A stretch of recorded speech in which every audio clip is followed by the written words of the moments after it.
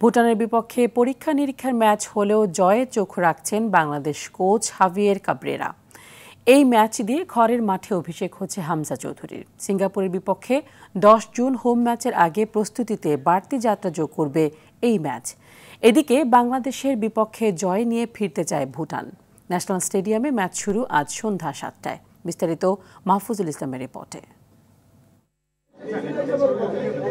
বাফুফের press conference রুমে ঘটে গেল নজিরবিহীন ঘটনা। পুরো হলরুম সাংবাদিকে পরিপূর্ণ, তিল ধারণের জায়গাটাও নেই অবশিষ্ট। বাধ্য হয়েই সাংবাদিকরা বসে পড়লেন মাটিতে। এমন ঘটনা দেখে অবাক জামাল ভুঁইয়া দেশের ফুটবলের নতুন জোয়ারের এই ক্ষণে প্রকাশ করলেন বিস্ময়। এখানে আজকে যেটা আমি প্রথমে দেখছি এত জার্নালিস্ট, তো আমার খুব ভালো লাগছে, বাট আমি জানি না এটা কষ্ট লাগতেছে আপনারা নিচে বসতে।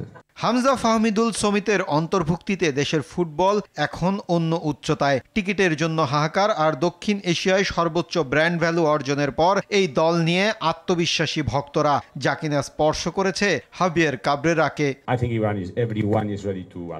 দারুণ এক সময় পার করছে দেশের ফুটবল। বাংলাদেশের সবাই 10 জুনের ম্যাচের দিকে তাকিয়ে আছে। আমাদের জন্য সেই ম্যাচটা অবশ্যই চ্যালেঞ্জিং।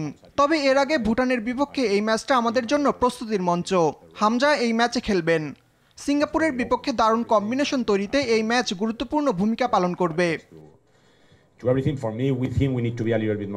এদিকে বাংলাদেশকে এগিয়ে রাখছেন ভুটান দলের কোচ হামজা চৌধুরী। মূল ব্যবধানটা গড়ে দেবেন বলে জানিয়েছেন দলটির মাস্টারমাইন্ড আতসুসি নাকামুরা। তবে বাংলাদেশের ন্যাশনাল স্টেডিয়াম থেকে দারুণ এক মুহূর্ত নিয়ে দেশে ফিরতে চায় ভুটান।